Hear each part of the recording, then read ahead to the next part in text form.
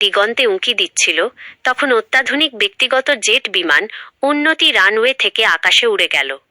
বিমানের ভেতরে এক শান্ত ও আধুনিক পরিবেশে বসেছিলেন দেশের প্রাণপুরুষ রাষ্ট্রপতি বিথিকা হালদার সর্দার। তার পরনে ছিল একটি নীল সিল্কের শাড়ি, যা তার ব্যক্তিত্বের দৃঢ়তা এবং কমনীয়তার এক অপূর্ব সমন্বয় ঘটিয়েছিল। তার চোখে ছিল আগামী দিনের স্বপ্ন, আর হাতে খোলা ছিল একটি ল্যাপটপ, যেখানে দেশের ভবিষ্যৎ নিয়ে কিছু গুরুত্বপূর্ণ ফাইল তিনি পর্যালোচনা করছিলেন।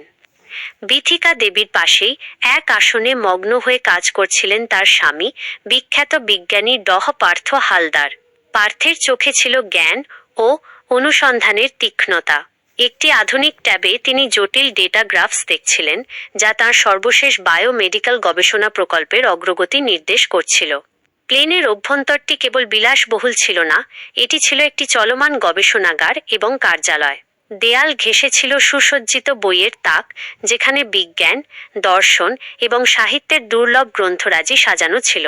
ছোট ছোট ইনডোর প্ল্যান্টগুলো সবুজের ছোঁয়া দিচ্ছিল, আর প্রতিটি আসনে ছিল একটি করে ল্যাপটপ, ট্যাবলেট এবং উন্নত যোগাযোগ ব্যবস্থা। বিথিকা এবং পার্থ দুজনেই তাদের নিজ নিজ ক্ষেত্রে সর্বোচ্চ সফল। বিথিকা একজন কোটিপতি উদ্যোক্তা থেকে দেশের রাষ্ট্রপতি হয়েছেন, তার প্রজ্ঞা এবং দূরদর্শিতা দিয়ে দেশকে প্রগতির পথে চালিত করছেন। আর পার্থ একজন পদার্থবিজ্ঞানী ও জেনেটিক ইঞ্জিনিয়ার, যিনি তাঁর গবেষণার মাধ্যমে মানবজাতির কল্যাণে নিরন্তর কাজ করে চলেছেন। কারিগরি ভবনের প্রধান হিসেবে তিনি দেশের কারিগরি শিক্ষা ব্যবস্থাকে বৈপ্লবিক পরিবর্তন এনেছেন, বিশেষ করে ভোকেশনাল শিক্ষকদের বেতন নির্ধারণ এবং তাদের প্রশিক্ষণে আধুনিক পদ্ধতি প্রয়োগ করে।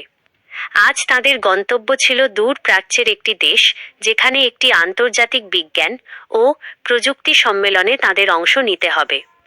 বিথিকা দেশের বৈদেশিক নীতি এবং প্রযুক্তিগত আদান প্রদান নিয়ে আলোচনা করবেন, আর পার্থ তাঁর নতুন গবেষণা genome editing for crop improvement, শস্যের উন্নতিতে জিনোম সম্পাদনা উপস্থাপন করবেন। অধ্যায় 2, মেঘের উপর একটি বিতর্ক।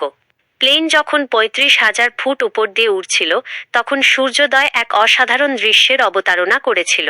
মেঘের সমুদ্রের উপর দিয়ে লালচে কমলা আভা ছড়িয়ে পড়ছিল। বিথিকা ল্যাপটপ বন্ধ করে জানালা দিয়ে বাইরের দৃশ্য দেখছিলেন। ভাবছ কি প্রিয়? পার্থ তাঁর ট্যাব থেকে মুখ তুলে জিজ্ঞেস করলেন।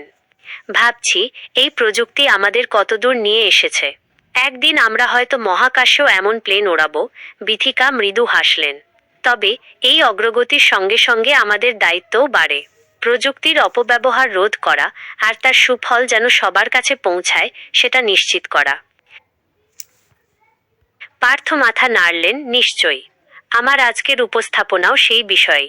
জিনোম এডিটিংয়ের মাধ্যমে আমরা কিভাবে খাদ্য সংকট মোকাবেলা করতে পারি, কিন্তু এর নৈতিক দিকগুলোও আমাদের বিবেচনা করতে হবে। নৈতিকতা এবং বিজ্ঞান, বিথিকা বললেন, এ দুটিকে সবসময় পাশাপাশি চলতে হবে। যেমনটা আমাদের শিক্ষা নীতিতে আমরা করেছি। ভোকেশনাল শিক্ষকদের শুধু বেতন বাড়ালেই হবে না, তাদের মনের মধ্যে দেশ গড়ার স্পৃহা জাগাতে হবে। পার্থ স্মিথ হেসে বললেন, তোমার এই মানবিক দিকটাই আমাকে সবচেয়ে বেশি মুগ্ধ করে, বিথিকা। তুমি শুধু রাষ্ট্রপতির পদে নও, তুমি মানুষের হৃদয়েও রাজত্ব করো। আর তুমি পার্থ, তুমি মানুষের বুদ্ধিবৃত্তিক অগ্রগতির চালিকা শক্তি, বিথিকা উত্তর দিলেন। তাদের এই আলোচনা চলতে থাকল। তারা শুধুমাত্র স্বামী স্ত্রী ছিলেন না, তারা ছিলেন দুই বুদ্ধিজীবী, যারা এক সুসংহত ভবিষ্যতের স্বপ্ন দেখতেন এবং তার জন্য নিরন্তর কাজ করতেন। তাদের দৃষ্টিভঙ্গিতে কিছুটা পার্থক্য থাকলেও তাদের লক্ষ্য ছিল অভিন্ন, দেশের এবং বিশ্বের কল্যাণ। অধ্যায় 3, অজানা বাধা এবং সমাধান। প্লেন যখন তার গন্তব্যের কাছাকাছি আসছিল, তখন হঠাৎ করেই পাইলটের কণ্ঠস্বর ভেসে এল ইন্টারকমে। ম্যাডাম রাষ্ট্রপতি, স্যার, আমরা একটি অপ্রত্যাশিত প্রতিকূল আবহাওয়ার সম্মুখীন হচ্ছি। এয়ার ট্রাফিক কন্ট্রোল আমাদের রুট পরিবর্তনের নির্দেশ দিয়েছে, যা পৌঁছাতে আরও প্রায় 2 ঘন্টা সময় নেবে। বিথিকা এবং পার্থ একে অপরের দিকে তাকালেন। নির্ধারিত সময়ে সম্মেলনে পৌঁছানো অত্যন্ত জরুরি ছিল। বিশেষ করে পার্থের উপস্থাপনাটি সভার একদম শুরুর দিকে ছিল। বিথিকা শান্ত কণ্ঠে পাইলটকে নির্দেশ দিলেন, আমরা কি কোনো বিকল্প রুটে যেতে পারি যা দ্রুত হবে, এমনকি যদি সেটা কিছুটা ঝুঁকিপূর্ণ হয়? পাইলট ইতস্তত করলেন, ম্যাডাম, একটি সামরিক রুট আছে, তবে সেটার জন্য বিশেষ অনুমতি লাগবে। পার্থ দ্রুত তাঁর ল্যাপটপে আবহাওয়ার ডেটা এবং সম্ভাব্য রুটগুলি বিশ্লেষণ করতে শুরু করলেন। বিথিকা, এই সামরিক রুটটি আমাদের জন্য সবচেয়ে ভালো বিকল্প। আবহাওয়ার প্যাটার্ন বলছে এখানে অস্থিরতা কম হবে। বিথিকা তৎক্ষণাৎ তাঁর যোগাযোগ বিভাগকে সামরিক রুট ব্যবহারের অনুমতির জন্য নির্দেশ দিলেন। কূটনৈতিক তৎপরতা দ্রুত শুরু হলো। এই জরুরি পরিস্থিতিতে বিথিকা দেবীর দ্রুত সিদ্ধান্ত গ্রহণের ক্ষমতা এবং পার্থের বৈজ্ঞানিক বিশ্লেষণ একসাথে কাজ করল। প্রায় 1 ঘন্টা পর অনুমতি এসে গেল। বিমানটি তার নতুন রুটে প্রবেশ করল। প্লেনের ভেতরে একটি ছোট রোবট, যা পার্থের গবেষণাগারের একটি প্রোটোটাইপ ছিল, খাবারের ট্রে নিয়ে বিথিকা এবং পার্থের কাছে চলে এল। এটি কেবল খাবারই পরিবেশন করত না, এটি অভ্যন্তরীণ আবহাওয়া এবং বায়ুর গুণমানও পর্যবেক্ষণ করত। খাবার খেতে খেতে বিথিকা বললেন, দেখো পার্থ, তোমার এই রোবটটি কত কার্যকর। যদি আমরা এই প্রযুক্তিকে সামরিক খাতেও ব্যবহার করতে পারি, তাহলে অনেক মানব জীবন বাঁচানো সম্ভব। পার্থ হেসে বললেন, আমি সেই লক্ষ্যেই কাজ করছি বিথিকা। প্রযুক্তিকে মানব কল্যাণে ব্যবহার করা, এটাই আমার জীবনের ব্রত। অধ্যায় 4, সফল অবতরণ ও নতুন দিগন্ত। নির্দিষ্ট সময়ে সামান্য দেরিতেই উন্নতি সফলভাবে তার গন্তব্যে অবতরণ করল। বিথিকা এবং পার্থকে অভ্যর্থনা জানানোর জন্য আয়োজকরা উপস্থিত ছিলেন। সময় মতো পৌঁছানোর কারণে পার্থ তার উপস্থাপনাটি দিতে পারলেন, যা উপস্থিত বিজ্ঞানীদের মধ্যে ব্যাপক সাড়া ফেলেছিল।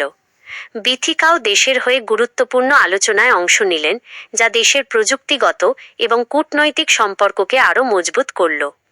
সম্মেলন শেষে প্লেনে ফিরে আসার সময় বিথিকা এবং পার্থ ক্লান্ত কিন্তু পরিতৃপ্ত ছিলেন। বাইরের আকাশে তখন সন্ধ্যা নেমেছে, তারাদের মিটিমিটি আলোয় আকাশ ভরে গেছে।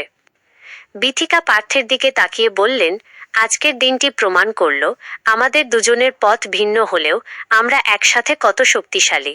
তোমার বিজ্ঞান এবং আমার রাষ্ট্রনীতি একসাথে কাজ করে দেশকে এগিয়ে নিয়ে যাবে।